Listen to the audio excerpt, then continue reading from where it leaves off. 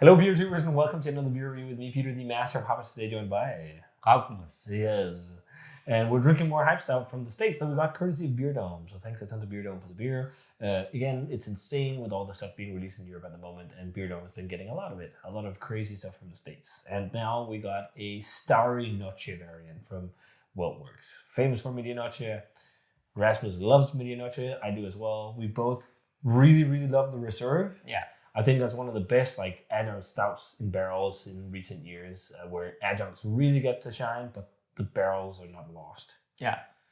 No, it's really amazing how you can actually adjunct the beer so much, and then you still have room for the base and the barrels and everything. Yeah. So for sure. I hope this one is somewhere along those lines. Yeah. I mean, the Starry variants are known for being really heavy on adjuncts. And I have had Starry Noche, and I actually think Reserve was better, just because I like the barrel expression of Reserve. But people go nuts for the Starry variants. I think there's now summer, this is winter, and there's a new summer as well that also hit Europe, which is the summer version there from this year, which is nuts. But basically, Media Noche is this crazy big Imperial stout they do at WeldWerks for barrel aging. What they essentially do is that they brew 3 batches of beer that they boil for the duration of the brew day, or the brew days. I think they boil for a total of almost 48 hours or something like that. So they start one brew, collect the runnings, get another brew over, and then they start boiling that, and then they just keep doing that 3 times, where they just top off with more wort so it can condense, and the result is like this uber decadent, rich base beer. Yeah. In some extent, it can almost be too much. I almost, it would be fun to try it without barrel aging. I think without the barrels, it would be too much. Yeah, it's one of these beers that you think it's supposed to be too much. It's not, but somehow they tie it all together. But it's so much over the top. It's so thick. You can see it when it runs out of the bottle. It's the most viscous beer I think I've ever seen. Yeah, it's just nuts. And then they put all the adjuncts in. So they do a lot with that, and a lot of variations on it. And then there's all the Media Noches, but then Starry is the big adjunct one. So this winter version, I think Starry Noches always had coconut, but I can't remember what's in the regular version besides coconut. There's a few different things. You remember? No, I've never had it, but it's the concept that it's with some sort of nut. Because I can see this one is with pistachio, I don't remember. Okay. I'm not entirely sure, actually. So this one is made with toasted coconut flakes and raw coconut chips and toasted pistachios. And they use more than 3 pounds per gallon of coconut. And 3 pounds. Which barrels? Barrels on this one are 6-year-old Fitzgerald from Heaven Hill, I think, which is also really high bourbon. 10-year Eagle Rare Bourbon and 12-year Weller Bourbon for 23 to 34 months in the barrels. So all that time in the barrels, and then this adjunct treatment. But 3 pounds per gallon. A pound is 400 some grams. So that is over a kilo per 4 liter. That's 1.2 kilos per 4 liters of beer. They must lose so much beer when they do that. That doesn't make sense. That's just. Are you sure? Yes, 3 pounds per gallon of beer. Oh my god! How do you even get some beer out of that tank? That amazes me. Pours. I mean, we just had Phase Rule, and this is even richer than that. That is so dense. For sure, it has some more gravity to it. Yeah. For sure, and no head as well, and it poured out just almost like syrup, and also this crazy opaque black color. And you can see there's a little bit of some specks, and you can also see fat congealed on top.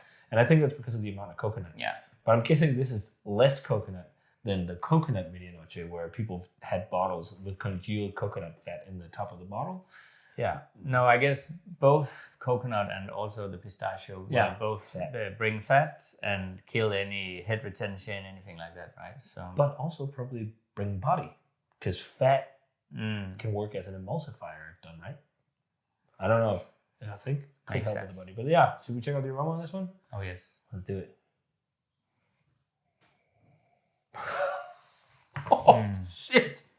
Jesus. This smells like fucking coconut pistachio ice cream. Like if you did like a coconut pistachio ice cream bourbon float. Yeah, because you have that bourbon, you have the barrel, and it smells fantastic. I mean, I like sweet things. I like dessert. I like coconut, and this hits the spot. I'm more into savory, but yeah, this just smells Jesus, literally nuts. I'm impressed how much it smells like pistachio ice cream. Like if you eat salted pistachios, I love them. I never really was a big fan of pistachio ice cream compared to just eating salted nuts or pistachios in desserts, but this works. Maybe it's also because there's some umami underneath. Yeah. Also from the coconut. It also has that classic caramelized coconut note because of the base stout. Like when you use toasted coconut in these heavy amounts, you get something that tastes like the top of a doimeke, this caramelized coconut. Yeah. I get that in there, and that's the coconut profile. I really love if you're using a lot of coconut. Yeah. But you mentioned umami. And I think that's, for me, it's also a signature for WeldWerks and the Media Noche. They have this sort of really deep umami, like forever lasting, delicious taste. Yeah. For sure. I'm also getting right now loads of marzipan, like almost like a pistachio marzipan dessert. For Christmas in Denmark, you can get like these marzipan pigs. You get, what do we call them in Danish? Marzipan grapes. Yeah, marzipan grapes. That's right. Just marzipan pig. I was like, do we have a weird name for it? And you can get some so they look like a pig, and then they have a marzipan filling on the inside. And often the filling on the insides, or sometimes you can get it flavored. It reminds me of something like that with a pistachio. Yeah, I can see that. My favorite ice cream of all time is from Ismail in Kødbyen, and they have this marzipan pistachio, like big swirls of pistachio. I can see that. And then the barrel is definitely also there, but it's not like, it's definitely adjuncts first, barrel second, I think. The barrel is there, it's got some fudgy bourbon notes, and it's got that depth of umami underneath, which could also come from the base. But it's all about that coconut pistachio. There's so much coconut. It smells delicious. Let's give it a taste. Cheers, and thanks. Yeah, thanks a ton, Beer Dome, for sharing this with us. Cheers.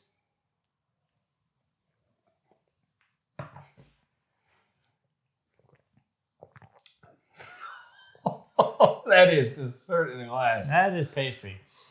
That is full on pastry.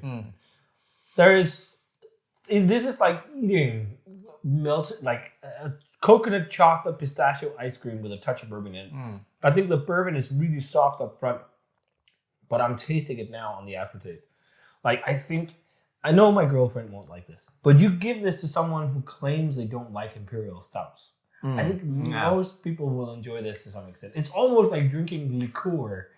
Like, yeah, no one will not like this one, I think.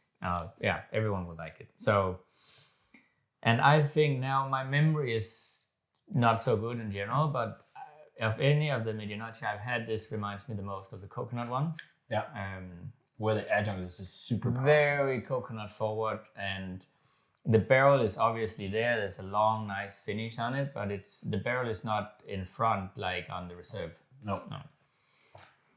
And that's what I really like about the Reserve.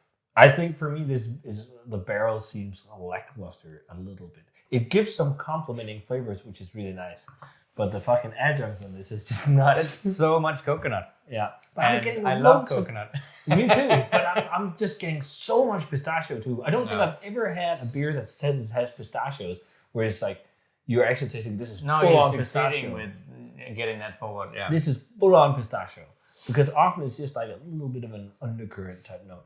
And in the Blomst from Puppet Rock, it was cashews. And it was like, I had to think, like, there's something there, like a savory. It's almost like a peanut, but not tasting like peanuts. It's like a savory nuttiness.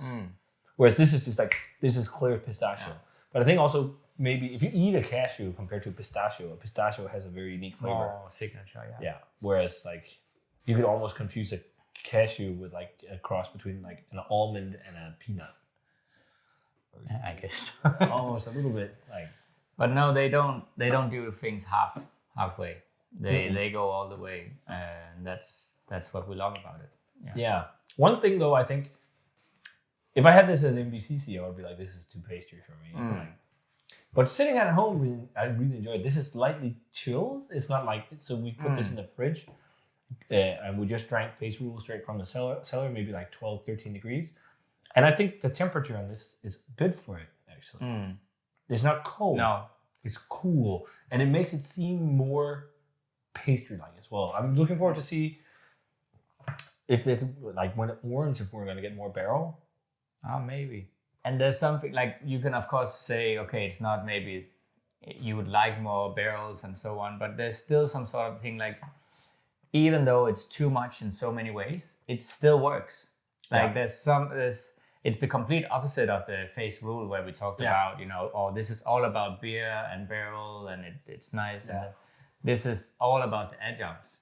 But the barrel and the base beer still, in some magical way, ties it together. Yeah. So it doesn't become clump. Yeah. Cloying and disgusting and too much. Yeah. Too much sticky icky. It's really pleasant. But if I don't know on video if it makes sense to compare other videos, but we just drank the Face Rule, and I think for me that was a more impressive beer, I agree. Bigger and richer experience. Completely agree. But I still think this is really enjoyable, and for what it is, and I also feel like for the idea of the beer, it lives up to it. It's an adjuncted, it's a coconut pistachio bomb, and when you're trying to do that, I don't think you could do it much better than this. Oh, for sure. That's my impression. I completely agree. Like I also preferred Face Rule because what I love about barrel aged beer is the expression of the barrels more so than like when you put in some adjuncts. I like when the adjuncts are there too, though. Like I like the addition of adjuncts, but I prefer them where the barrel shines a bit over the adjunct, so the adjunct just kind of complements the barrel instead of it's the other way around. Because this is where like the barrel complements the adjunct.